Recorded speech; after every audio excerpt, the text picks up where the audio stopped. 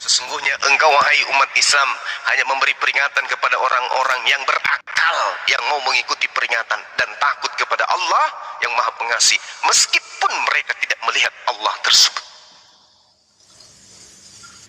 Nah, saya yakin Anda tidak akan pernah memiliki alat di kepala untuk menerima jawaban saya. Oleh karena itu, saya hanya ingin mengurai satu data di dalam kitab saudara.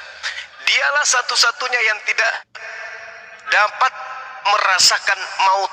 1 Timotius 6 nomor 16. Yesus tidak bisa lolos di sini. Dialah satu-satunya yang tak tersentuh oleh kematian. Yesus gugur. Bersemayam dalam terang yang tak terhampiri. Yesus gugur. Seorang pun tidak pernah melihat dia. Yesus gugur. Dan memang manusia tidak dapat melihat dia. Yesus gugur. Baginya lah hormat dan kuasa yang kekal. Yesus gugur. Yang diceritakan 1 Timotius 6 nomor 16 ini adalah Allah Subhanahu wa ta'ala. Dialah satu-satunya yang tak tersentuh kematian, Allah. Bersemayam dalam terang yang tak terhampiri, Allah. Seorang pun tidak pernah melihat dia, Allah. Dan memang manusia tidak dapat melihatnya, Allah. Baginya lah hormat dan kuasa yang kekal, Allah. Yesus bisa nggak di situ? Nggak bisa. Jadi pencipta langit dan bumi itu bukan makhluk, ya. Laisa kamitslihi syai'. Oke, Yeremia 10 nomor 6. Tidak ada yang serupa dengan aku, tidak ada yang sama seperti aku. Akulah Tuhan yang maha tinggi. Tak ada yang pernah melihat aku. Aku bukan manusia, bukan anak manusia. Aku bukan makhluk. Sedangkan Yesus makhluk, Tuhanmu makhluk. Tapi kenapa ini sampai Anda tidak bisa paham? Karena memang Paulus mengajarkan kami membinasakan setiap pemikiran manusia. Kami membunuh semua pemikiran manusia dan merubuhkan ketinggian pengetahuan Tuhan. Kami, ya, menawan, memenjarakan, mengebiri pikiran manusia dan menaklukkan kepada Yesus. Artinya Kristen itu 100% doktrin dogma pembodohan saja. Demikian. Dukung semua ya sahabat-sahabat kita channel Lensa News Muslim. Di like, di subscribe, di share sebanyak mungkin untuk supaya mencegah sahabat-sahabat kita di luar sana tidak terpengaruh terhadap pemurtadan. Semoga Allah memberikan selalu sikap istiqamah. Salam. Saya tidak kuat matematika. Saya bukan jurusan matematika. Saya jurusan Bible. Tanyakan Bible ke saya. Kalau mau tanya matematika, tanya kepada Romo saya. Saya bukan matematika. Saya bukan pakar matematika. Kalau Anda tahu di dalam kitab saudara, banyak error yang terjadi di dalam kitab saudara. Paham? Anak lebih tua 2 tahun dan seterusnya. Gak usah, jangan tes saya matematika. Tes pengetahuan saya tentang Bible. Karena saya seorang apologet, saya bukan guru matematika, paham? Ya, ijazahnya gimana? Pelajaran SD aja nggak tahu. Jadi gimana itu ceritanya? Anda sudah mengatakan bahwa Tuhan Anda adalah 3. Inilah yang dikatakan 2 Korintus 10 nomor 5. Bahwa orang Kristen itu tidak berakal. Orang Kristen itu akalnya sudah digebiri. Orang Kristen itu ketika berbicara mengenai agamanya, maka orang Kristen sama halnya kita berbicara dengan seekor sapi betina. Makanya Pak Bom-Bom itu tidak pernah menggunakan akalnya Pak Bom-Bom. Dia hanya menggunakan bibir dan biji matanya pada saat dia menjelaskan Bible. Paham? Oke. Ada lagi pertanyaan? Astagfirullah. Aku mau nanya nih Bang, boleh nggak? Silakan. Mana akalnya kalau 1/2 bagi 50% aja? Saya bukan pakar matematika. Lihat. Bodoh, saya bukan pakar matematika dan saya tidak punya kepentingan untuk menjawab pertanyaan itu. Kenapa? Karena pertanyaan itu hanya melarikan materi. Oke? Iya, makanya kalian jangan suka sok-sok ngomong akal. Pembuktian orang Kristen kalau membahas Bible pasti tapi matematika dasar aja nggak tahu gimana akalnya. Astagfirullah. Jadi kalau berbicara mengenai kekristenan, berbicara mengenai Bible, pasti orang Kristen siapapun dia otaknya lumpuh dan bernanah. Abu Jahal, bentar. Abu Jahil, Abu Jahil. Kalau mau berdiskusi, ya kita diskusi dua arah, bahas Bible dan bahas Al-Quran. Nggak usah melenceng kemana-mana, gitu loh. Kalau enggak, kamu diturunin. Iya. Ketidakberdayaannya itu, karena tidak berdaya membela agamanya, hanya hal-hal yang sepele gitu. Maksudnya, bagaimana kita mau membahas tentang Tuhan kalau 1/50% aja nggak tahu? Aduh. Coba kau tanya Yesus bisa jawab nggak itu? Lah itu pertanyaan. Coba Kau tanya Yesus dulu. Kalau Yesus Kau tanya datang Yesus kedua yang kali, adalah Yudas. Kau tanya kiamat Tuhanmu dunia yang ini, adalah Yudas bodoh. itu. Kau tanya, Yudas Tuh. yang adalah Yesus yang adalah Yudas. Nah, tanyalah itu. Bisa enggak si Yudas ini jawab? Kedua kali gimana sih ini orang ngomong real dikit lah bang. Udah diturunkan Masa aja nanya ini Yesus si yang udah kucuk di surga sana. binatang melata yang kayak begini ndak ada gunanya. Nah, bagus, mampus kau ke gereja cebok air 1 sendok habis itu tolak muka. Wow, Bang Laos, tolong yang typing di bawah agak nggak enak gitu.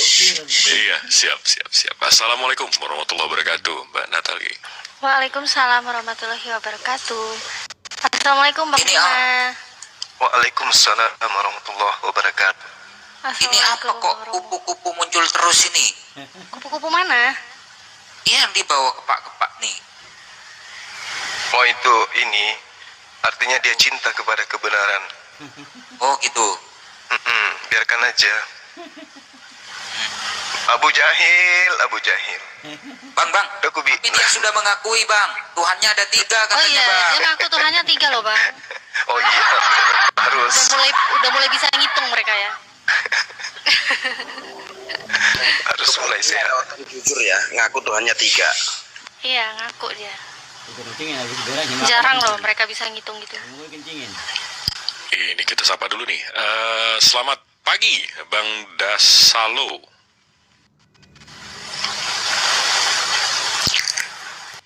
Bang Ahmadi, Muslim.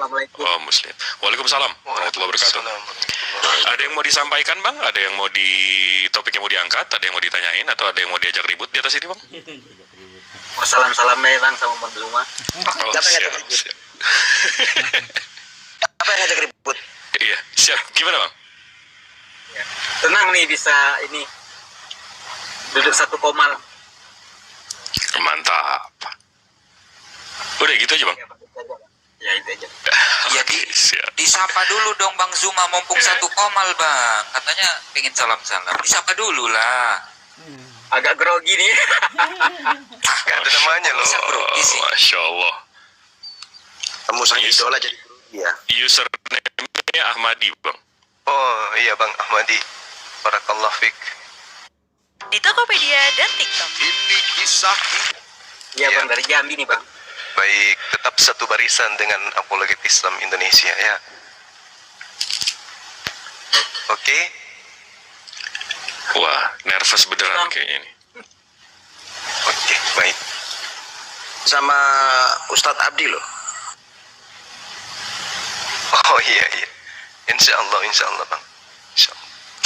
Udah jadi mualaf center API Jawa Tengah. Alhamdulillah, Masya Allah. Ya syukurlah semuanya ya. Luar biasa, mudah-mudahan dengan adanya otonomi yang diberikan kepada DPW itu bisa kemudian berpacu teman-teman yang ada di wilayah untuk saling sahut menyahut, mengembangkan kemudian sayap api di mana-mana. Amin. Insya Allah. Ini tinggal beli meja nanti. Allahu Akbar. Masya Allah. Assalamualaikum. Waalaikumsalam warahmatullahi wabarakatuh. Ini baru mau tegur. Waalaikumsalam. Saya asumsikan Muslim ya, Bang Mencari Cinta. Salam kenal Bang Juma. Iya, salam kenal Bang. Muslim ya, Bang ya? Alhamdulillah Muslim. Masya Allah. Ada yang mau disampaikan, Bang? Ini Ada yang mau ditanya? Ada yang mau di... Saya selalu mengikuti Bang Juma. Makasih Bang, mencari cinta. Allahu Akbar. Masya Allah ini baru Bang Juma doang yang apa ya, berjuangkan Islam dari oten-oten yang kurang ajar itu. Ini teman-teman kita ini pejuang semua bang, mencari cinta mereka ini laskar semua yang di atas ini. Masya Allah. Masya Iya. Allah. Saya Dengan juga bergabungnya banyak dari Akhi Jibril, Jibril. Indah Jibril, Allahu Akbar, senjata kita makin kuat. Insya Allah. Ya Bang Juma, buat Bang Juma sehat-sehat selalu buat Amin, amin.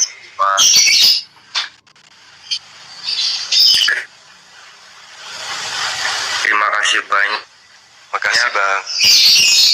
udah dinaikkan. Masya Allah. Masya Allah. Sama-sama bang. Itu burungnya Ya, baru kali udah ini minta saya- udah minta makan tuh bang. 1 lang Bang Juma.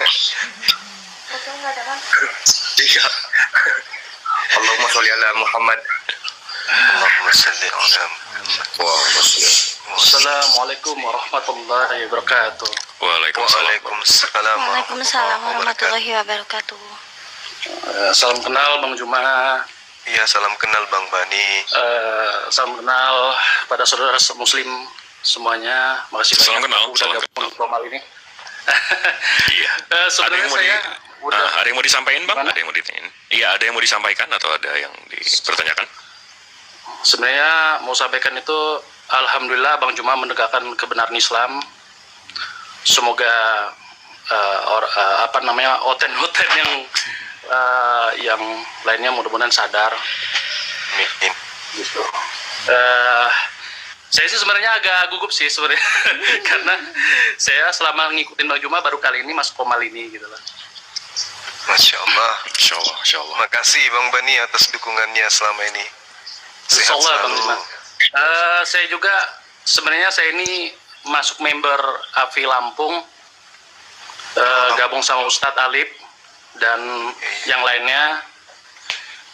Mudah-mudahan saya sebagai member AFI Lampung bisa berada di jalan kebenaran, menyiarkan agama Islam dengan baik dan benar gitu aja. Oh iya, iya. Di bawah ada manusia tanpa anus, naikkan dong. Di jambak giginya, host Dinda, ada bom-bom, laknatullah alaih. Dinaikkan. Nggak bisa di-invite, di private. Waduh, pingin kali kurasa bakar pusarnya dengan api rokok. Kalau bom-bom nggak bakal berani. Mana Bang? Naik Bang Juma. Pingin ku bulu-bulu kumisnya itu pingin ku cabutin satu-satu. Waduh, gimana Itu ini? bukan bulu kumis Bang Juma. Itu kumisnya itu ditambahin di situ. Nah, Bang Zuma kayak nggak tahu aja. Si Sudrun Plukusuntur itu nggak bakal berani berdebat dengan Bang Zuma. Oh iya Taruhan. pasti dong. Pak Bom Bom itu lebih takut ke Bang Suma daripada malaikat maut. Tapi kemarin Bapak minta kalau mau debat sama Bang Zuma minta dibeliin mini. lari ke hutan katanya. Ayo debat kita ke hutan. Stimil katanya dia ke YouTube. Estrasaurus sudah melayangkan negosiasi untuk dialog dengan Bang Suma. Itu baru hebat. Estrasaurus, Budi Azali dengan pendeta siapa lagi besok jadwalkan dengan saya. Gitu. Ini manusia tanpa anus kerjanya cuma perpuluhan aja terus dalam otaknya. Gak pernah sehat. Oh iya. Gimana mau sehat? Dia lahir hari-harinya ditanam di tanah sengketa ya. Sudah susah. Oh ya, izin sebentar Bang Zuma, mumpung ingat. Buat teman-teman yang sudah pernah melihat, aku kasih pengumuman ya untuk debat offline saya tatap muka dengan Pendeta Budi Asali. Tanggal 14 Februari ini ternyata di cancel karena Pendeta Budi Asalinya mengabarkan tim dari Pendeta Budi Asali tidak bisa karena ada kegiatan yang bersamaan. Insya Allah akan diatur lagi jadwalnya ulang. Didoain aja, insya Allah akan Amin. segera. Amin. Insya Allah. Assalamualaikum warahmatullahi wabarakatuh. Waalaikumsalam. Waalaikumsalam warahmatullahi wabarakatuh. Assalamualaikum warahmatullahi Bang wabarakatuh. Bani Perkasa, udah ya, itu aja ya. Oke, yaudah itu aja. Oke, terima kasih waktunya bang. Makasih Bang Bani. Sebanyak. Sehat selalu Bang.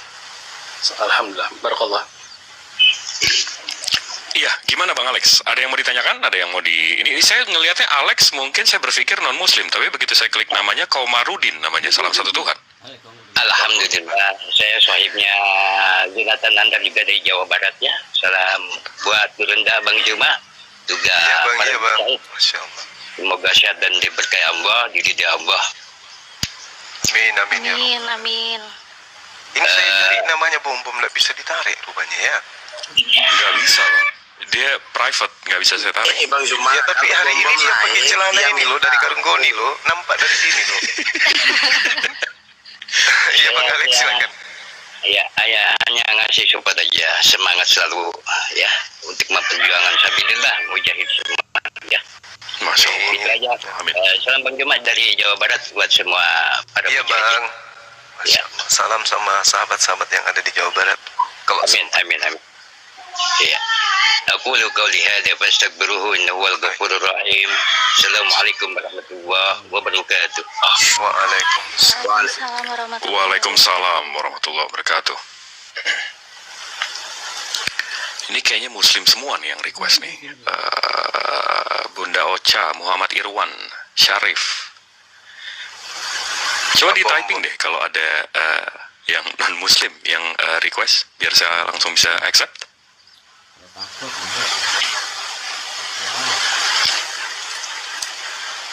Bom-bomnya masuk toilet kata bininya. Teriak-teriak di dalam. Kunci dari dalam teriak-teriak dalam panggil-panggil Bang Suma. Suma! Suma!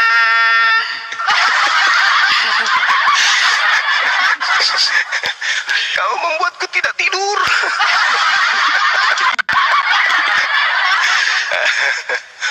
Aduh, paling lucu sih bom-bom. Kan dia paling aktif WA saya kan. Akhirnya aku kirimi WA juga. Di Afrika ada seorang pendeta yang mengaku sebagai Yesus yang datang untuk yang kedua kalinya. Dia nonton itu, tapi no komen dia. Soalnya yang ngaku Yesus itu hitam, mukanya segi empat, tidak gondrong, krinyol, matanya bola, giginya kayak cangkul. Jadi dia tidak ngaku dia. Allahu Akbar. Padahal itu lagi viral loh. Yesus datang untuk kedua kalinya sekarang sudah ada di Afrika. Ya ampun, bom. Kayaknya berhenti nyembah Yudas, bom. Beberapa kali ku bilang, udahlah, mending kau ke Makassar, tak kasih tanah 1 hektar, kau tanam jagung sana. Kau bodoh-bodohi orang-orang. Ya kan, bom. Makin kesini makin kesana ya bang. Iya. Bang Zuma, Siap. yang aku nggak habis pikir dengan kelucuan-kelucuan mereka, Bang. Siang malam ya kan memberitakan Yesus itu begini, Yesus itu begitu, gitu kan. Mereka menawarkan kepada umat Islam, mereka mengajak untuk menyembah Tuhan yang bisa berak dan bisa pipis katanya, Bang. Kan nggak lucu itu, Bang. Iya, itu sih deritanya mereka yang mau percaya gitu ya. Kenapa demikian ya? Sesuai dengan 2 Korintus 10 nomor 5 itu.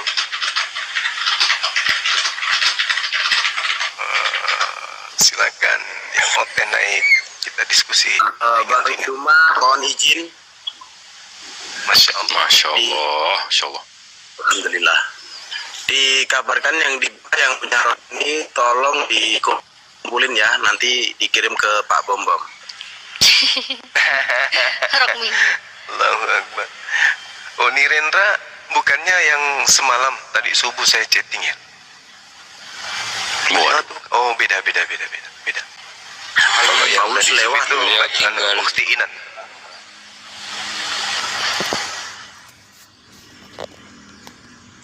Ini dari 980 penonton, kalau 10%-nya aja berarti ada 98 non-muslim. Masa nggak ada sih 1 atau 2 yang mau naik? Nggak berani. Ini Lucu aja. juga ini. Pak Bom tanam Masya singkong, Allah. tumbuh jagung. Makasih Unilendra. Aduh, kasihan Pak Bom. Masya Allah, Masya Allah. Masya Allah. Nah ini Kawan. pejuang di belakang Kayaknya layar. Unilendra setelah lempar-lempar ini beliau lupa. Habis itu ngelempar apa ya tadi? Bingung beliau. Nah, ini ada Mbak Rasmi. Masya Allah Uni. Selamat pagi, Mbak Rasmi. Rasmi. Pagi. Pagi, selamat pagi. Dilarang curhat pagi-pagi.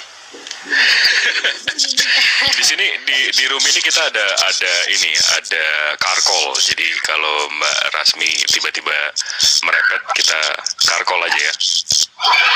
Iya. Gimana Mbak Rasmi masih nyembah Yudas hari ini? Emang siapa yang nyembah Yudas? Aku nyembah Yesus Kristus loh.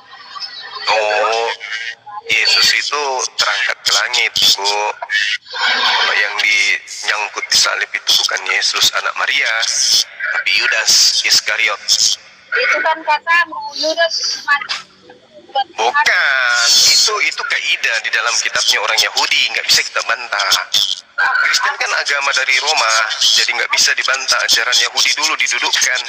Ini Resmi noise-nya kayak digigit tikus beneran suaranya. Telinga sakit dengerin Resmi. Suaranya kayak digigit tikus. Noise. Yang disalib itu kan menurut orang Yahudi, jadi jangan menurut orang Kristen. Karena orang Kristen ini kan muncul belakangan mengambil salib sebagai simbol agama. Kita harus tanya kepada tuan rumah dulu.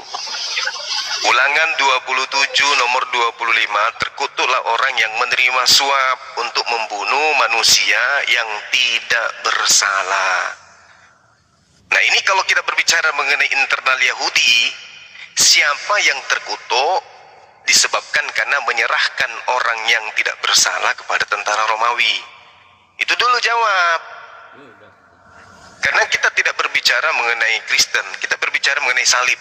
Kalau berbicara mengenai Kristen, ya Kristen saliblah sebagai pintu keselamatan bagi mereka. Tapi ini kita berbicara mengenai salib.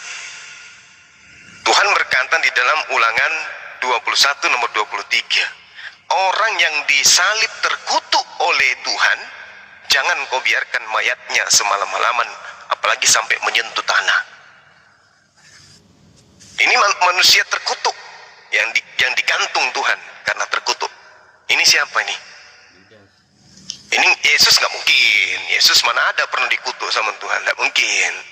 Tidak ada dalil kutukan kepada Yesus. Yang ada itu kepada Yudas.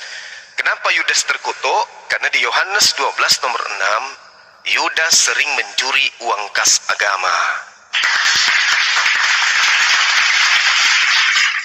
Yudas kemudian selalu mengorupsi uang persembahan. Markus 14:21, Yesus juga mengutuk, terkutuklah, celakalah dia yang mengkhianati aku. Jadi yang terkutuk demi yang terkutuk ini adalah Yudas, bukan Yesus. Tidak ada kutukan kepada Yesus, tidak ada. Nanti di tengah-tengah orang Kristen dibangunlah agama ini, didudukkan Yesus dan dijadikan Yesus sebagai manusia terkutuk untuk dosa-dosa waris. Padahal itu nggak ada di konsep agama Yahudi, nggak ada. Itu loh Rasmi. Jadi yang Ibu Rasmi sembah selama ini itu Yudas, bukan Yesus. Biar saya sanggah dulu ya, dulu. Iya, silakan. Ya, itu Ulangan, itu hukum Taurat ya, hukum Taurat. Iya. Itu hukum Taurat di Perjanjian Lama, itu sebelum Yesus lahir. Memang betul yang mati di kayu salib itu terkutuk. Ya, betul itu. Itu bagi orang penjahat. Itu di ulangan hukum Taurat itu kan? Iya. Nah, di situ Yesus belum lahir. Yesus lahir zaman sesudahnya gitu. Antara Masehi dengan tidak Masehi, sesudah Masehi dan Masehi, perbedaan waktunya. Yesus lahir di Perjanjian Baru di Matius, itu sudah 2000 tahun setelah kitab Taurat keluar gitu ya. Jadi Yesus itu jadi mati terkutuk untuk menebus, menggantikan manusia-manusia berdosa. Kan tadi di Ulangan dikatakan yang mati di kayu salib itu terkutuk gitu kan. Jadi Yesus lahir ke dunia sesudah Masehi itu 2000 tahun kemudian, Yesus lahir ke dunia supaya manusia itu tidak mati terkutuk seperti yang tertulis di Ulangan itu ya. Jadi Yesus datang ke dunia, Allah, Yesus itu Allah, anak Allah yang menjadi manusia, dia tidak rela melihat, Allah tidak rela melihat manusia ciptaan kesayangannya ini mati terkutuk di kayu salib semua karena dosa-dosa, maka diutus anaknya yang tunggal Yesus Kristus namanya di dunia untuk menebus dosa manusia supaya manusia itu tidak mati terkutuk di kayu salib seperti yang tertulis di Ulangan yang abang bacakan tadi kayak gitu. Jadi Yesus menggantikan manusia terkutuk supaya manusia, kita ini kan manusia ciptaan manusia kesayangan Tuhan gitu ya, manusia ciptaan yang paling mulia.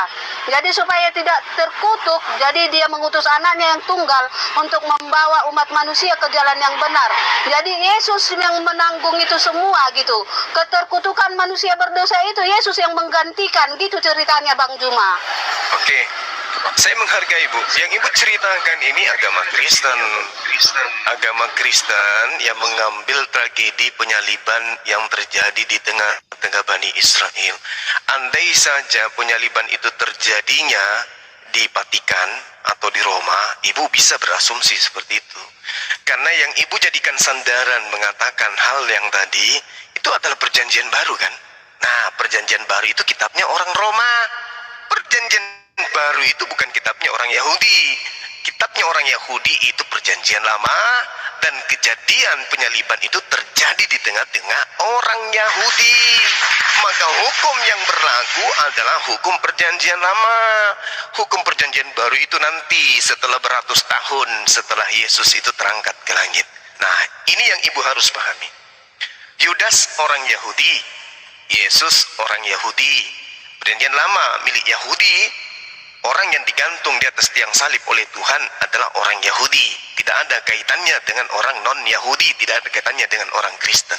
Ini yang Ibu harus pahami lebih dulu, bahwa tragedi kejadian penyaliban itu terjadi di tengah-tengah Bani Israel, bukan di tengah-tengah Bani Quranion, bukan di tengah-tengah orang Roma Yunani yang mengajarkan kemudian penebusan dengan matinya manusia di atas tiang salib. Catat itu baik-baik. Jadi Yesus ketika datang, sabar Bu, ketika Yesus datang ke tengah-tengah Bani Israel, Yesus mengajarkan perjanjian lama. Yesus tidak mengajarkan perjanjian baru. Itu yang Ibu harus pahami.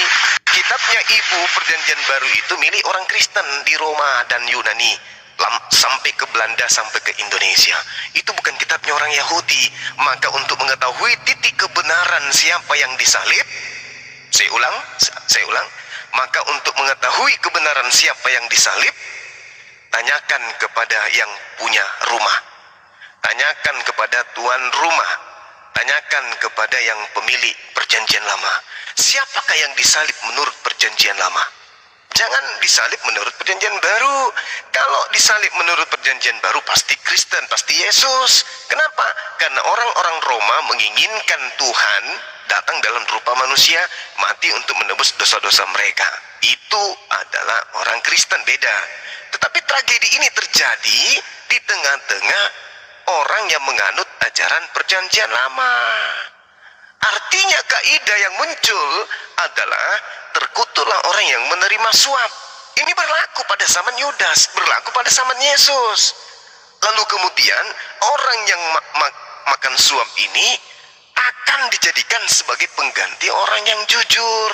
Amsal 21 nomor 18, Amsal 11 nomor 8. Jadi tidak ada kekuatan bagi Kristen untuk menjadikan yang disalib itu Yesus, tak ada, kecuali doktrin dan dogma.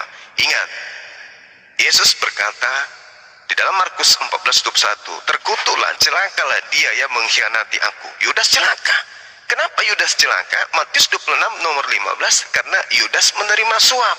Orang yang menerima suap itu adalah orang yang digantung di atas tiang salib. Ulangan 21 nomor 23. Nah, lalu kemudian kita lihat di dalam Yohanes 19:31, mayat yang ada di atas tiang salib itu harus segera diturunkan sebelum Sabat.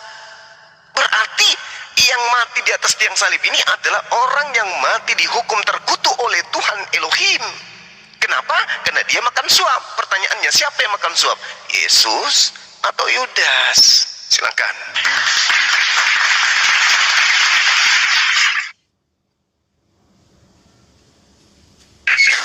Oke, itu ada di Matius Matius 27 ayat 5. Ini cerita tentang Yudas ya, kematian Yesus diserahkan kepada Pilatus, kematian Yudas. Ayat 5-nya, maka ia pun melemparkan uang perak itu ke dalam bait suci, lalu pergi dari situ dan menggantung diri. Ini si Yudas menggantung diri ya. Jadi yang disalib itu bukan Yudas. Yudas mati bunuh diri, menggantung diri. Itu di Matius 27 ayat 5.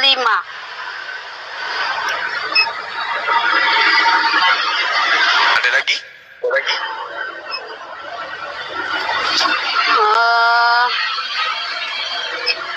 Lanjutkan, saya tanggapi terkait Yudas. Bukti kebenaran bahwa yang dibunuh itu adalah Yudas. Justru adanya tragedi tentang Yudas bunuh diri. Kenapa? Karena cerita Yudas bunuh diri itu adalah karangan yang muncul belakangan. Kita buktikan yang dikatakan karangan berarti ada dua pendapat yang berbeda. Satu, Matius 27 nomor 5 sampai nomor 8, Yudas melemparkan uang lalu gantung diri. Kemudian imam-imam memungut uang lalu imam-imam membeli tanah darah. Itu menurut Matius. Sedangkan menurut Lukas di dalam Kisah Para Rasul 1 nomor 18 sampai 19 ceritanya kebalik. Yudas yang membeli tanah. Setelah dia membeli tanah, lalu dia bunuh diri. Jadi dua cerita yang bertolak belakang inilah kemudian sinyal indikasi kuatnya bahwa cerita ini adalah cerita yang tidak benar. Di dalam Kisah Para Rasul 1, Yudas membeli tanah lalu bunuh diri. Di Matius 27, Yudas melemparkan uang lalu bunuh diri. Yang membeli tanah bukan Yudas, tetapi yang membeli tanah adalah para imam-imam. Kalau di dalam Matius yang membeli tanah adalah imam-imam. Kalau di Kisah Para Rasul yang membeli tanah adalah Yudas. Kalau di Matius, Yudas bunuh diri dulu, baru imam beli tanah. Kalau dalam Kisah Para Rasul 1, Yudas membeli tanah terlebih dahulu, lalu bunuh diri.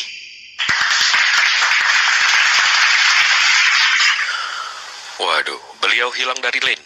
Innalillahi wa inna ilaihi.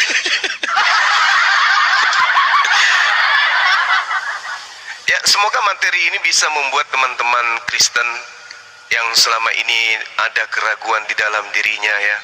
Karena sejatinya yang terjadi kemudian Nabi Musa alaihissalam mendatangkan hukum Taurat untuk Bani Israel selesai. Seabrek aturan di dalamnya termasuk ulangan 21, pembunuhan, digantungnya orang-orang yang kemudian dikutuk oleh Tuhan. Apa kriteria orang-orang yang dikutuk oleh Tuhan? Silakan sahabat-sahabat baca di dalam Ulangan 27, di situ lengkap semuanya. Ya, orang-orang yang dikutuki Tuhan itu lengkap di situ. Salah satu di antaranya di poin data nomor 25, yang dikutuk adalah orang yang makan suap. Nah, tragedi penyaliban dikelilingi oleh cerita ini. Ada oknum berkhianat yang Yesus katakan celakalah, ada lebih baik kalau dia tidak lahir. Itu kata Yesus. Kemudian dikatakan juga oleh Yesus, bukankah aku yang memilih engkau yang 12, satu di antaramu adalah iblis. Jadi tidak mungkin kemudian bukan iblis ini yang mati di atas tiang salib. Jadi saudara-saudara harus memahami dengan teliti bahwa Amsal 17 nomor 23, orang fasik menerima suap. Amsal 21 nomor 18, orang fasik menggantikan orang benar di atas tiang salib. Ini adalah jelas tidak akan pernah bisa diragukan oleh akal. Ini data yang bercerita. Nah, selesai perkara di situ. Titik. Yahudi tutup buku. Cingklang. Ketapak, ketapak, ketapak, ketapak, ketapak, ketapak, ketapak, ketapak, ketapak. Di antara ahli Torah, di antara ahli kitab, di antara orang Farisi, ada yang meninggalkan tanah Yerusalem keliling sampai ke Kaliki, sampai ke Filipi, sampai ke Pepaya, Kaliki, Kalukunan, Remaneng. Itu dia kemudian bercerita di dalam penjara, menulis sebuah surah, lalu dijual kepada siapa? Kepada orang Roma. Setelah jualan mereka ini dibeli oleh orang Roma, di antaranya kesepakatan muncul di dalamnya menjadikan tragedi penyaliban ini sebagai simbol keselamatan. Nah, sehingga kedebek di luar Yahudi muncul ajaran bidat. Kisah Para Rasul 24 nomor 5, dialah Paulus, penyakit sampar. Ya, yang berasal dari tokoh Kristen. Itu dalil. Dari tokoh Kristen inilah yang kemudian membentuk suatu doktrin dan dogma. Anak Tuhan mati di atas tiang salib, anak Tuhan kemudian nebus dosa waris, anak Tuhan membatalkan hukum-hukum Tuhan. Ini muncul di Kristen. Makanya sudah 2000 tahun orang Yahudi, orang Kristen tidak bisa duduk bersama dalam hal agama. Kenapa?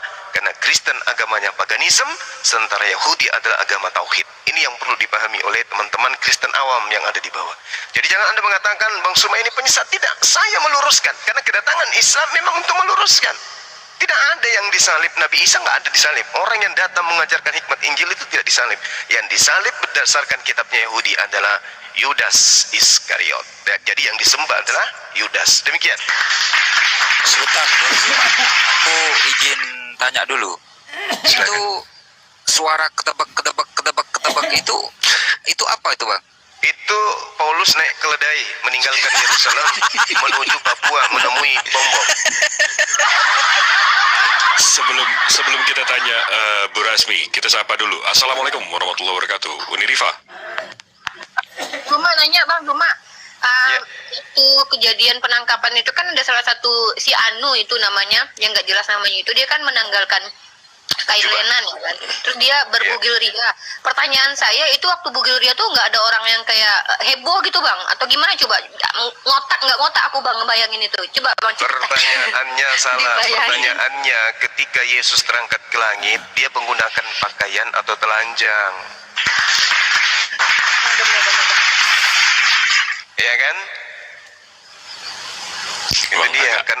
Karena nggak mungkin pakaian naik ke langit, hancur dia.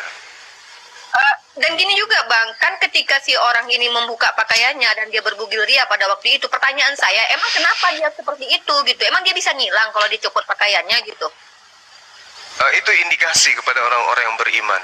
Ya, wa makaru, ingat, wa makaru, mereka ingin menipu Allah. Tetapi Allah adalah sebaik-baiknya pembalas tipu daya. Jadi Allah memberikan pesan kepada kita untuk mengetahui indikasi kemudian bahwa yang disalib itu bukanlah Nabi Isa atau Yesus anak Maria, melainkan yang disalib itu adalah oknum yang lain.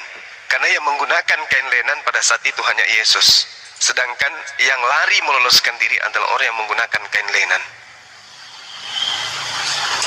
Nah, kenapa dalam keadaan telanjang?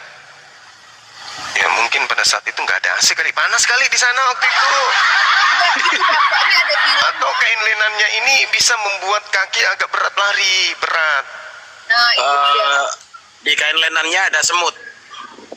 Nah, bisa jadi juga banyak semut kan habis sembunyi di ini. Di bukit. Kalau dia buka kain lenan Getsemani. itu Bang Duma, dia bisa menghilang Bang. Kan ada film yang kayak gitu, kalau dia buka bajunya semuanya dia jadi hilang Bang. Ada gitu. Wallahu alam bisawab. Saya angkat tangan. Mungkin beliau panik. Silakan Mbak Rasmi.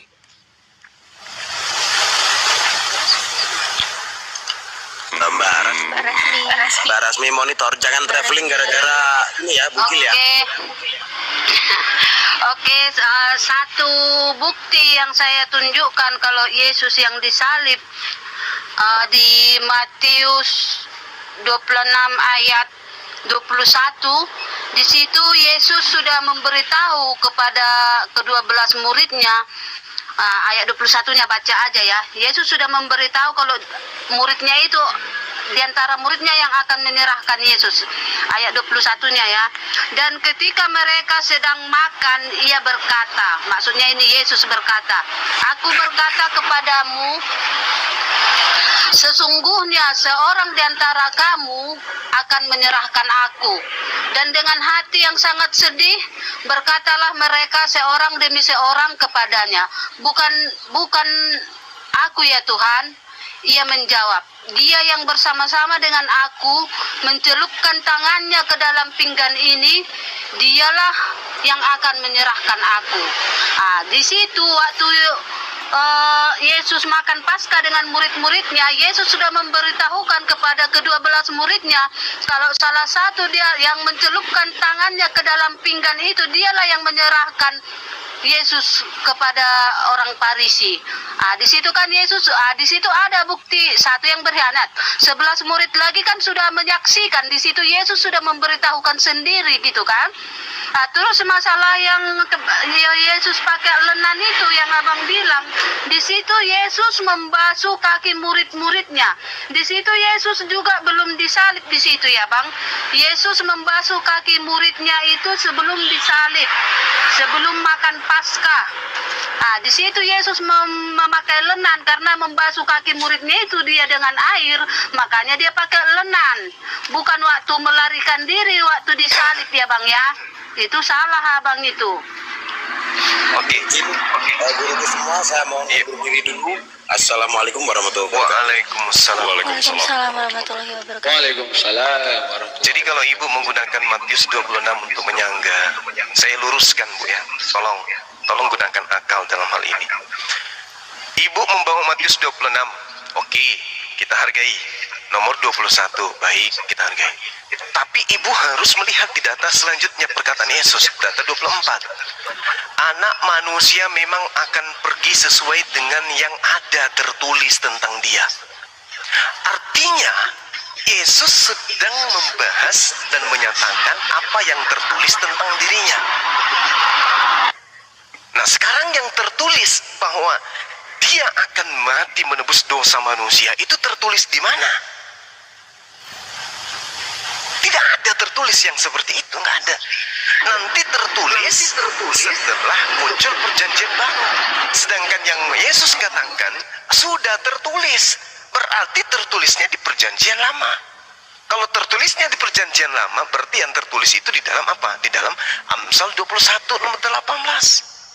Orang fasik akan dipakai untuk tebusan bagi orang yang benar, dan pengkhianat sebagai ganti orang yang jujur. Itu yang tertulis. Kenapa saya mengatakan demikian?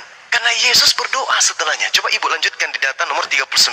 Maka Yesus maju sedikit lalu sujud dan berdoa. Ya Tuhanku, jikalau sekiranya mungkin biarlah cawan ini berlalu daripadaku. Tetapi janganlah seperti yang ku kehendaki, melainkan seperti engkau kehendaki. Sekarang, apakah Tuhan berkehendak menggantikan pengkhianat, menggantikan pemakan suap, menggantikan orang terkutuk ini, si Yudas, dengan menggantikan Yesus sebagai orang yang benar? Sedangkan kehendak Tuhan di dalam Amsal 21 nomor 18, kehendak Tuhan orang fasik dipakai sebagai ganti orang yang benar, dan pengkhianat dipakai sebagai tebusan bagi orang yang jujur. Itu kehendak Bapa. Itu kehendak Bapa. Tidak ada kehendak Bapa menggantikan orang fasik, pengkhianat, orang terkutuk dengan menggunakan orang yang baik. Tak ada. Contoh, Amsal 6 nomor 16.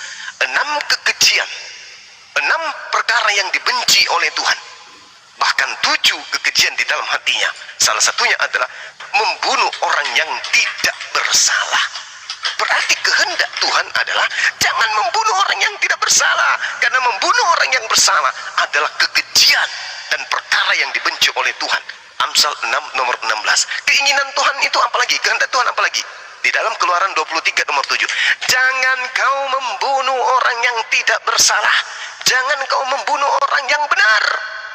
Itu kehendak siapa? Kehendak Bapa, kehendak Tuhannya Yesus. Sementara Yesus berdoa apa? Dia maju sedikit, lalu sujud dan berdoa. Ya Tuhanku, ya Bapakku, jikalau sekiranya mungkin biarlah cawan ini berlalu daripadaku. Tetapi janganlah seperti yang ku kehendaki, melainkan seperti yang engkau kehendaki. Kalau berbicara mengenai kehendak Tuhan, baca perjanjian lama. Jangan baca perjanjian baru, karena perjanjian baru itu kehendak Romawi.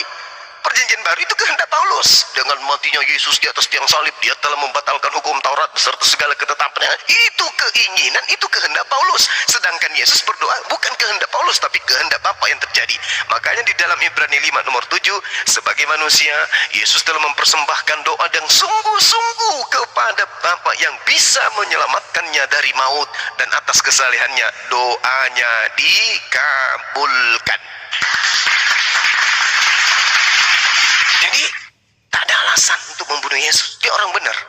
Kehendak Bapa yang harus berlaku menurut Yesus. Dan yang tertulis demikian adanya.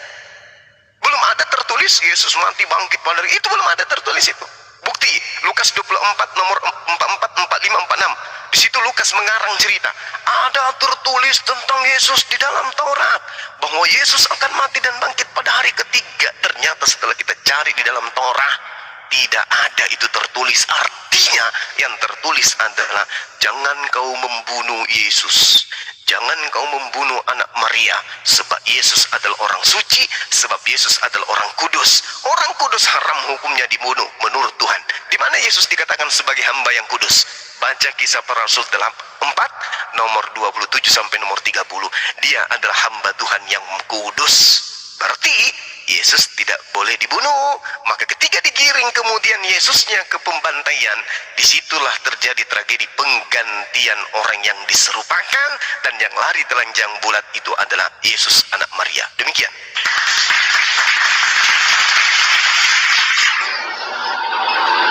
Oke, tadi Allah tidak menginginkan seperti itu, betul ya, memang betul yang abang bilang itu. Tetapi sekarang, bukan sekarang ya, tapi di situ tertulis tujuan Allah mengutus anaknya yang tunggal ke dunia kan tujuannya untuk membawa umat manusia ke jalan yang benar supaya tidak mati terkutuk di kayu salib. Itu tertulis di Yohanes 3 ayat 16. Karena begitu besar kasih Allah akan dunia ini, sehingga ia telah mengaruniakan anaknya yang tunggal, supaya setiap orang yang percaya kepadanya tidak binasa, melainkan beroleh hidup yang kekal. Sebab Allah mengutus anaknya ke dalam dunia bukan untuk menghakimi dunia, melainkan untuk menyelamatkan oleh dia, supaya dunia selamat, gitu ya bang. Barang siapa yang percaya kepadanya, ia tidak akan dihukum. Siapa yang percaya kepada Yesus tidak dihukum bang. Barang siapa tidak percaya, ia telah berada di bawah hukuman. Contohnya abang nih nggak percaya, di bawah hukuman nih bang. Sebab ia tidak percaya dalam nama anak tunggal Allah. Nah, anak tunggal Allah itu Yesus. Oke, kita ini di perjanjian baru ya. Itu tadi abang bilang orang Yahudi. Yesus mati di tangan orang Yahudi, gitu abang bilang ya. Ya betul, itu betul orang Yahudi. Tetapi Yesus bukan mati. Yesus bukan dikatakan orang Yahudi lagi, tetapi sudah orang Israel ya bang. Kalau orang Yahudi bisa jadi dia keturunan Abraham yang tidak mengakui Yesus, itu juga orang Yahudi. Contohnya orang Farisi itu juga Yahudi bang, ya. Tetapi kalau Allah mengutus untuk keturunan yang disertai Allah itu, yaitu orang Israel yang tertulis di Perjanjian Lama, Kejadian 17 ayat 19. Tetapi Allah berfirman, tidak kata di sini ceritanya dari atas nih ya. Kata Abraham nih kepada Allah, kenapa enggak Ismail aja anaknya yang dari Hagar? Kenapa enggak Ismail aja yang menjadi itu apa namanya untuk penerus keturunanku, gitu kata Abraham ya. Jawab Allah di sini yang ayat 19-nya, tetapi Allah berfirman, tidak, melainkan istrimu Sarah lah yang akan melahirkan anak laki-laki bagimu, dan engkau akan menamai dia Ishak, dan aku akan mengadakan perjanjianku dengan dia menjadi perjanjian yang kekal untuk keturunannya. Tentang Ismail, aku telah mendengarkan permintaanmu. Ia telah kuberkati, kubuat beranak cucu dan sangat banyak. Ia akan memperanakkan 12. Ini selanjutnya ya bang ya. Jadi ini Yesus itu bukan orang Yahudi lagi, sudah orang Israel gitu ya bang. Sementara orang Yahudi banyak gitu. Bisa jadi keturunan Ketura, bisa dari keturunan Hagar, itu Yahudi juga. Tetapi yang menjadi keturunan Sarah itu Yakub, itu baru Israel. Jadi Yesus itu sebenarnya Israel ya bang. Jadi kita itu tadi yang di Yohanes itu yang ayat berapa itu kubacakan. Karena begitu besar kasih Allah kepada dunia ini, makanya dia mengutus anaknya yang tunggal. Jadi gitu ya. Kenapa kalian selalu tidak percaya kepada Yesus yang diutus Allah gitu? Sementara saya tadi sudah bacakan Ismail juga diberkati gitu ya. Tapi kenapa begitu benci kalian kepada Yesus gitu? Oke, baik. Apa ukuran kebahagiaan? Kerak di dalam kepala itu harus dibongkar dulu. Sebenarnya, kalau berbicara mengenai percaya tidak percaya, yang tidak percaya Yesus itu hanya agama Kristen. Kami umat Islam itu percaya kepada Yesus. Ingat, Yesus berkata, barang siapa yang percaya kepadaku, dia akan melakukan pekerjaan-pekerjaan yang aku lakukan. Yesus melakukan sunat, Kristen, Islam. Yesus menyembah kepada satu Tuhan, Islam, Kristen. Yesus kemudian percaya kepada hukum Taurat dan tunduk takluk taat sampai mati dalam hukum Taurat. Dan kami beriman kepada itu. Bagaimana dengan Kristen? Hukum Taurat itu adalah kutuk maut. Yesus menyembah satu Tuhan, Yesus sujud dalam beribadah, Islam juga demikian. Yesus berpuasa, Islam juga demikian. Kristen kayak mana? Nah, kalau ibu mengatakan percaya, coba Anda teliti lagi deh. Yohanes 3 nomor 16. Begitu besar kasih Tuhan akan dunia ini, maka Tuhan menganugerahkan anaknya. Anak di sini hambanya. Supaya siapa yang percaya kepada hambanya Yesus, maka dia akan diselamatkan. Sekarang Anda percaya enggak kepada Yesus?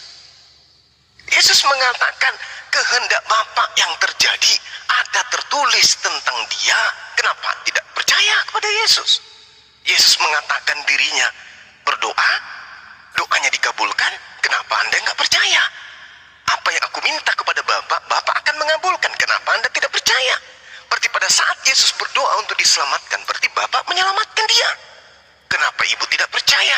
Aku diutusannya kepada orang Israel. Kenapa ibu tidak percaya? Hidup kekal itu adalah mereka mengenal Engkau satu-satunya Tuhan dan mengenal aku hanya utusan. Kenapa ibu tidak percaya? Nah, kemudian satu hal yang perlu saya tanya kepada ibu. Di dalam kitab ibu sendiri dikatakan gini, siapakah pendusta itu? Siapakah pembohong itu? Planos, penipu, pendusta atau iblis? Bukankah dia yang menyangkal bahwa Yesus adalah Kristus? Nah, kalau Yesus Anda imani sebagai Mesias, mustahil ibu menuhankan dia.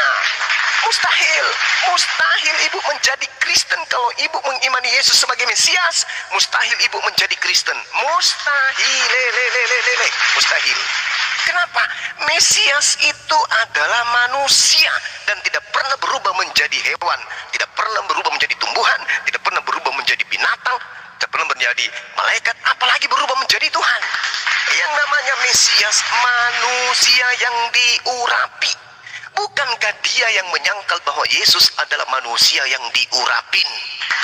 Itu yang disebut planos, penyesat, pembohong, penipu, iblis yang tidak mengakui dan tidak kemudian menerima Yesus itu Mesias.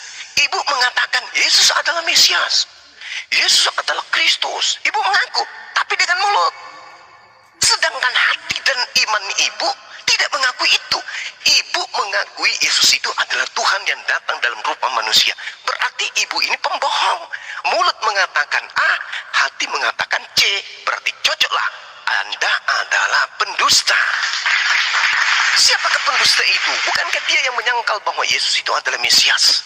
Kalau ibu menganggap Yesus Mesias, mustahil ibu menjadi Kristen. Ibu menjadi Kristen karena Yesus adalah Tuhan bagi ibu. Mulut berkata Mesias, tapi agama Anda mengatakan dan mempraktekkan Yesus itu adalah Tuhan bagi Kristen. Ini pendusta. Ciri-ciri pendusta itu adalah dia antikristus, yaitu menolak dan menyangkal baik Bapak maupun anak. Mari kita lihat pembuktian penyangkalan Kristen terhadap Bapak. Bapak mengatakan, jangan kau membunuh orang yang tidak bersalah. Apakah Kristen taat? Tidak taat. Yes, Kristen menyangkal pernyataan dan keinginan Bapak ini. Dengan cara apa? Dengan mengatakan bahwa Yesus harus mati di atas tiang salib demi dosa-dosa orang Kristen. Sementara Tuhan yang mengatakan, jangan kau bunuh Yesus. Itu kata Tuhan. Orang Kristen mengatakan bunuh Yesus. Oke? Tuhan yang mengatakan, jangan kau bunuh bunuh Yesus. Orang Kristen teriak, bunuh Yesus, harus dibunuh. Kalau tidak ada pembunuhan kepada Yesus, tidak ada penyaliban. Kalau tidak ada penyaliban, tidak ada Kristen. Maka wajib Yesus disalib di atas tiang salib. Kata siapa? Kata Kristen. Kata Tuhan, itu adalah kekejian dalam hatiku. Itu adalah hal yang kubenci. Tapi Kristen mengatakan, tidak Roma. Harus dibunuh Roma. Demi untuk menyelamatkan kami Roma. Tidak, jangan kau bunuh. Aku sudah mengatakan orang pasti akan menggantikan dia.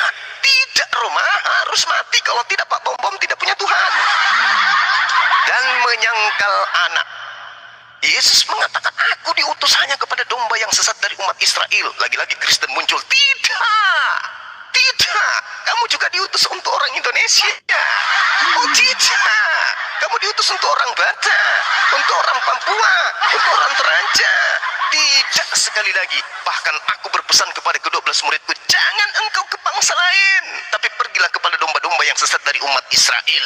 Tapi lagi-lagi Pak Bom dan kru, oh no, tidak Paman, kamu diutus juga untuk kami di Indonesia ini. Jadi penyesat itu, pendusta itu adalah Kristen yang menyangkal Tuhan dan menyangkal utusan Tuhan. Demikian, bantah saya dengan ilmu, jangan cuman kecup saja.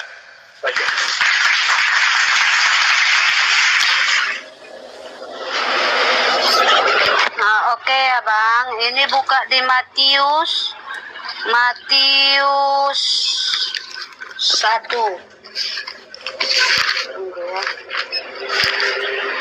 Oke, Matius 1 ayat 18, judulnya di situ kelahiran Yesus Kristus. Kelahiran Yesus Kristus adalah seperti berikut. Pada waktu Maria ibunya bertunangan dengan Yusuf, ternyata ia mengandung dari Roh Kudus. Maria sudah mengandung dari Roh Kudus ya Bang, sebelum mereka hidup sebagai suami istri.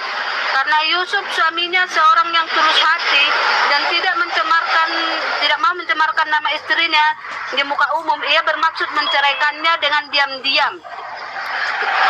Kenapa Yusuf mau menceraikan Maria ini? Karena Yusuf belum menyentuh Maria gitu kan. Ternyata Maria ini sudah hamil gitu, sudah mengandung dari Roh Kudus. Tetapi ketika ia mempertimbangkan maksud itu, malaikat Tuhan nampak kepadanya dalam mimpi.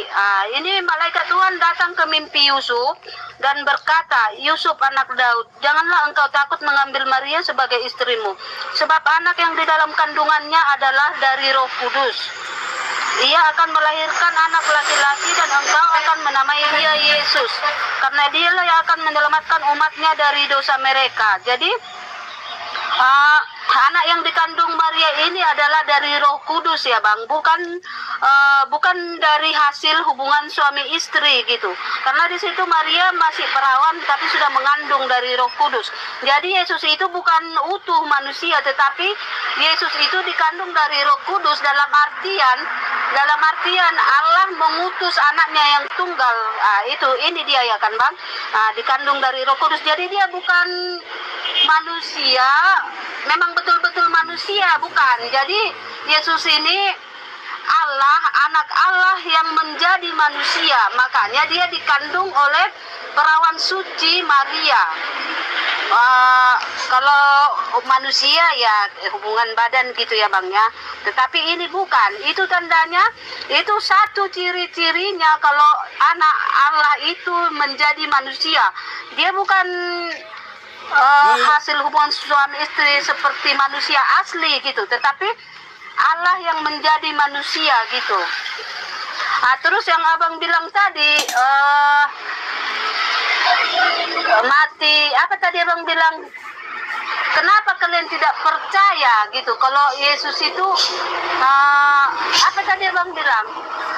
Tapi kan tadi sudah saya katakan, Yesus itu mati di kayu salib itu sudah ada tujuannya.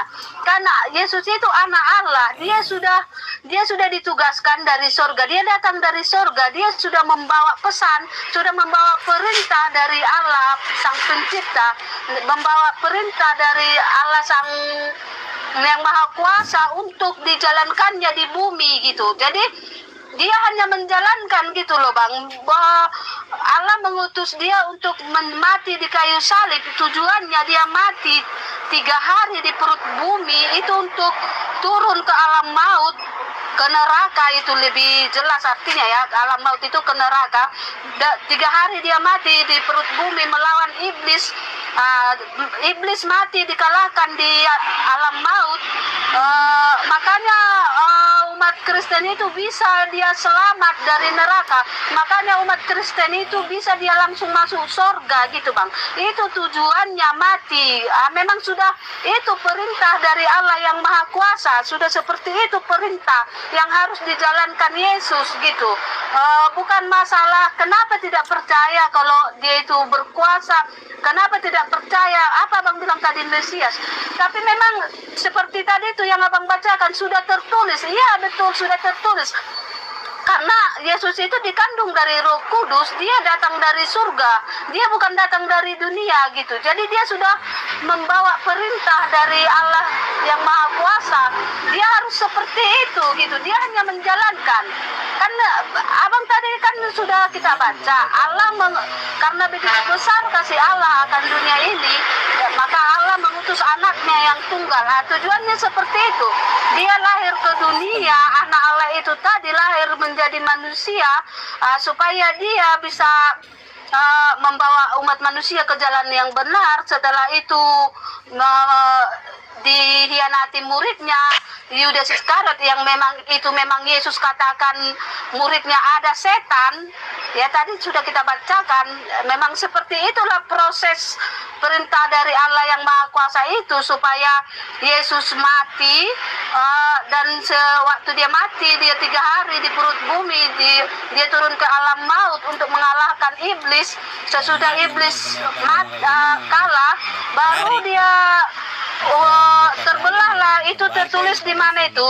Dilihat tentara Romawi yang tabir suci, tabir baik Allah terbelah dan orang-orang kudus naik ke surga gitu. Dan tentara Romawi bilang memang dia ini betul-betul anak Allah gitu.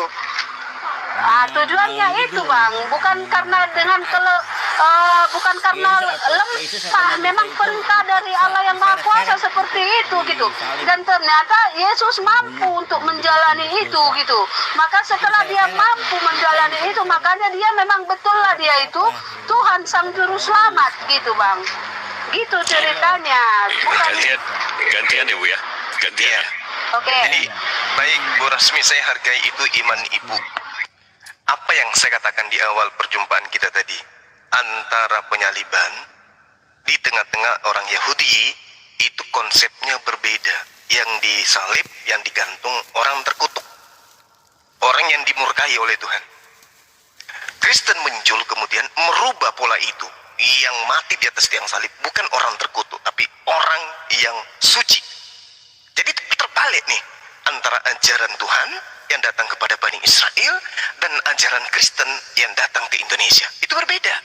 Sekarang kalau Anda membandingkan Yesus kemudian, maka karena dia lahir dari Roh Kudus, pahami yang penuh dengan Roh Kudus ketika Maria lahir ini, ketika Yesus dilahirkan oleh Maria, itu hanya kandungan Maria. Dikandung oleh Roh Kudus, itu Yesus. Tapi kalau kita berbicara mengenai Yohanes, jauh lebih hebat. Kenapa? Roh Kudus memenuhi dirinya mulai dari rahim ibunya. Sedangkan Yesus nanti datang Roh Kudus kepadanya pada saat pembaptisan. Yang kedua, ibu harus paham bahwa bukan hanya Yohanes yang penuh dengan Roh Kudus. Ibunya, Elisabet, dan rahimnya itu penuh dengan Roh Kudus. Jadi kalau hanya atas dasar Roh Kudus dan seterusnya, itu tak ada apa-apanya. Dan itu tidak akan pernah bisa menjadikan penyaliban itu menjadi benar. Justru kalau ibu menyanjung Yesus penuh dengan Roh Kudus, oleh karena Yesus penuh dengan Roh Kudus inilah justru dia tidak boleh dibunuh. Berarti yang dibunuh ini adalah orang yang dengan roh jahat. Orang yang penuh roh jahat inilah yang dibunuh, bukan yang penuh dengan Roh Kudus yang dibunuh. Bukti di Yohanes 6 nomor 70, apa kata Yesus? Bukankah aku yang memilih engkau yang 12? Tapi satu di antaramu adalah setan, iblis. Sekarang Tuhan menginginkan pembunuhan kepada iblis atau kepada orang yang benar, orang yang penuh dengan Roh Kudus? Jelas dalilnya kan, bahwa yang dibunuh ini adalah orang yang penuh dengan roh iblis. Apa sebabnya? Karena dia adalah orang yang dikutuk oleh Tuhan. Paulus bahkan meneguhkan itu. Sebab ada tertulis, terkutuklah orang yang mati di atas tiang salib. Apa penyebabnya Yesus terkutuk? Apa sebabnya? Kristen akan muncul. Disebabkan karena Yesus menebus dosa-dosa manusia. Itu adalah ajaran Kristen yang muncul ratusan tahun belakangan. Sedangkan penyaliban terjadi karena adanya kutukan Tuhan terhadap pelaku dosa. Itu terjadinya akibatnya itu. Akibatnya penyaliban. Orang yang melakukan dosa, orang yang fasik, pengkhianat dan seterusnya, makan suap dan seterusnya, akibatnya disalibkan. Sedangkan Kristen muncul ratusan tahun kemudian meneriakkan kematian orang yang di atas tiang salib itu adalah untuk menebus dosa-dosa manusia.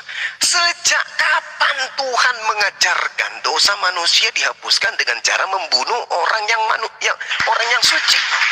Sejak kapan Tuhan mengajarkan menghapuskan dosa dengan membunuh orang-orang yang terkutuk? Sejak kapan? Tak ada. Orang suci tak ada diajarkan dibunuh untuk dosa. Orang kutuk juga tidak ada dibunuh untuk dosa. Tak ada sama sekali. Jadi dari mana Kristen ini muncul konsepnya? Itu konsep yang dibuat-buat sendiri. Tidak ada di hukum Taurat. Membunuh manusia demi untuk menebus dosa. Di hukumnya perjanjian lama adalah menghapuskan dosa, penebusan dosa dengan hewan. Makanya orang Kristen memaksakan Yesus menjadi hewan. Makanya dituliskan dalam Yohanes 1 nomor 29, inilah anak domba Theos. Padahal jelas-jelas itu adalah Yesus, manusia. Katanya tadi di dalam Matius 1 nomor 18 dan seterusnya, yang dikandung oleh Maria itu adalah manusia. Kok jadi anak hewan? Kenapa muncul pengakuan anak hewan? Karena orang Kristen Roma mau meniru-niru korban persembahan orang Yahudi yang berasal dari anak domba. Maka Yesus yang mereka jadikan sebagai acuan, digantilah dia sebagai anak domba. Demi untuk apa? Melegalkan ajaran penyembahan kepada Yudas. Jadi ibu harus pahami dulu.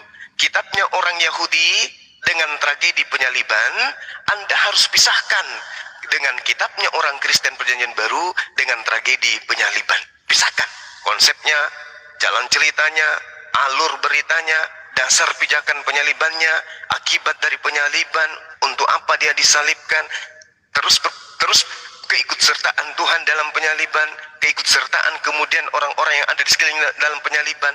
Dan di dalam kitab saudara juga harus seperti itu. Keterlibatan Tuhan dalam ini apa? Keterlibatan Tuhan dalam hal ini apa? Tidak ada sama sekali, kecuali Bapak Paulus yang terlibat di situ untuk kemudian menceritakan kepada orang-orang non-Yahudi bahwa penyaliban itu adalah simbol keselamatan bagi non-Yahudi. Apakah itu betul? Oh, orang Kristen mengatakan betul. Nah, sekarang permasalahannya adalah mana acuannya? Oh, ternyata acuannya perjanjian baru. Tidak bisa. Kenapa? Penyaliban terjadi pada masa perjanjian lama, bukan terjadi pada masa perjanjian baru.